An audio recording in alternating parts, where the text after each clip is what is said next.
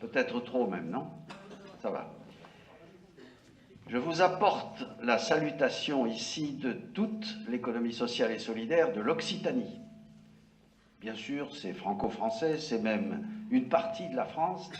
Il reste que l'ESS en Occitanie est regroupé et représenté par la Chambre régionale que je préside. C'est pour ça que je suis habilité aujourd'hui à vous transmettre cette salutation. L'URSCOP en fait partie d'ailleurs, les deux URSCOP, puisqu'il y en a encore deux.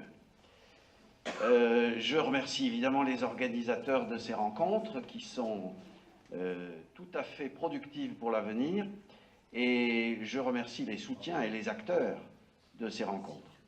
Alors, je voulais revenir à une chose de base, si je peux dire, qui est, quand on parle d'innovation sociale, qu'est-ce que ça veut dire? Et il y a une définition de ça dans la loi de juillet 2014, et je pense que ce n'est pas mauvais de temps en temps d'y revenir. Alors, est considéré comme relevant de l'innovation sociale le projet d'une ou de plusieurs entreprises consistant à offrir des produits ou des services présentant l'une des caractéristiques suivantes. Soit répondre à des besoins sociaux non ou mal satisfaits, que ce soit dans les conditions actuelles du marché ou dans le cadre des politiques publiques. Soit répondre à des besoins sociaux par une forme innovante d'entreprise, par un processus innovant de production de biens ou de services, ou encore par un mode innovant d'organisation du travail. Voilà ce que dit la loi au sujet de l'innovation sociale.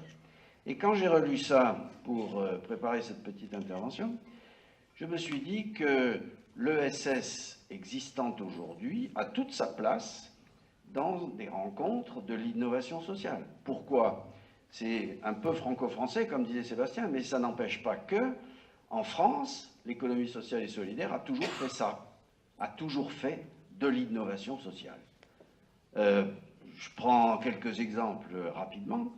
Répondre à des besoins non satisfaits par le marché, ça a été par exemple la création des assurances, parce que dans un certain nombre de cas, il n'y avait pas de réponse du marché pour ce besoin. Alors il y a des gens qui se sont mis autour d'une table et qui ont fait des caisses locales d'assurance qui sont devenues après quelquefois de grandes entreprises. Ça a donné des coopératives, parce que dans un certain nombre de cas, le marché ne répondait pas à des besoins. Les gens se sont mis ensemble et ont fabriqué des coopératives pour répondre à ce besoin. Les trous dans la raquette de la politique publique, les besoins non satisfaits par une politique publique. Ça a été, par exemple, tout l'accompagnement des personnes vulnérables ou des personnes en difficulté qui a été porté par des associations qui sont dans l'économie sociale et solidaire et dont certaines sont aujourd'hui d'ailleurs, sans le vouloir au départ, de très grandes entreprises. Idem pour ce qui est de toutes les actions en matière d'éducation et d'éducation populaire notamment. Donc, répondre à des besoins non satisfaits, l'économie sociale et solidaire a toujours fait ça. Des formes innovantes d'entreprise, ben c'est pareil. Qui a inventé l'idée de mutuelle? Qui a inventé l'idée de coopérative? Comment sont nées les associations? Par des initiatives qui étaient des initiatives de terrain et qui sont devenues ensuite, par des textes officiels, des formes juridiques avec statut, etc., etc. Je préside par ailleurs une association aujourd'hui qui en fait est à l'origine un regroupement de personnes en 1842 dans la ville de Montpellier pour faire quelque chose qui était en l'occurrence d'accompagner des personnes en difficulté et qui est devenu, après la loi sur les associations, une association qui existe toujours. Et donc, les formes innovantes d'entreprise, c'est consubstantiel à l'économie sociale et solidaire depuis toujours. Et donc, je dis ça pourquoi? Parce qu'aujourd'hui, les rencontres que nous vivons sont des rencontres qui continuent cette dynamique, qui sont dans la droite ligne de cette histoire. Et par conséquent, il est normal et naturel que l'économie sociale et solidaire s'y retrouve, soutienne ces initiatives, se réjouissent du dynamisme que cela comporte, avec ce foisonnement d'initiatives. Alors, c'est comme ça a été dans l'histoire. Dans le foisonnement, il y a des choses qui vont marcher, il y a des choses qui ne vont pas marcher. Mais c'est la vie. Et quelque part, le foisonnement est une bonne chose plus il y a de foisonnement, plus il y a de chances pour l'avenir.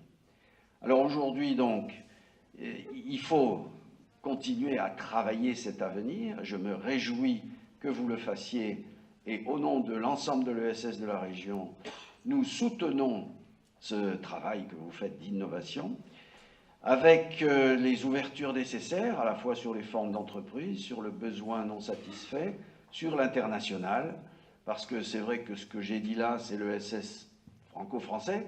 D'autres ont d'autres conceptions, il est bon de les connaître et il est bon de voir s'il peut y avoir des ponts de façon à s'enrichir mutuellement dans ces domaines. Dernière chose, nous continuons pour autant à travailler le présent. C'est-à-dire qu'évidemment, il y a aujourd'hui un secteur qui est le secteur de l'économie sociale et solidaire en Occitanie, dont nous avons la représentation et qui représente une vraie réalité économique.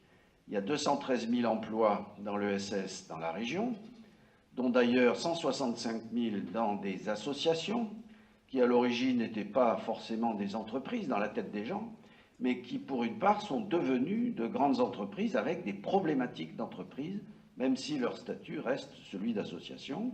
Il y a toute forme de statut. Il y a par exemple des coopératives dans l'agriculture, des SCOP, dans la banque. Dans la banque, c'est les 2/3 à peu près du marché bancaire de la région qui est tenu par des banques coopératives. Et donc cette réalité-là doit être prise en compte, doit être travaillée également. C'est ce que nous faisons à la CRES en soutenant l'avenir, en travaillant le présent, par exemple, en organisant un salon d'affaires pour que les entreprises de l'ESS se rencontrent, qu'elles puissent faire du business ensemble. Ça s'appelle Coventis, c'est le 12 avril 2018, pour ceux que ça peut intéresser. Et donc, c'est la complémentarité de ces actions qui est porteur d'avenir, tout en gardant et en développant le présent. Et c'est ça, en fait, je crois, que le message que je voulais vous faire passer aujourd'hui. Merci pour votre initiative que nous soutenons et bon vent à l'ESS, bon vent à tous ceux qui vont la faire vivre à l'avenir, dont je ne suis pas compte tenu de mes cheveux blancs. Merci.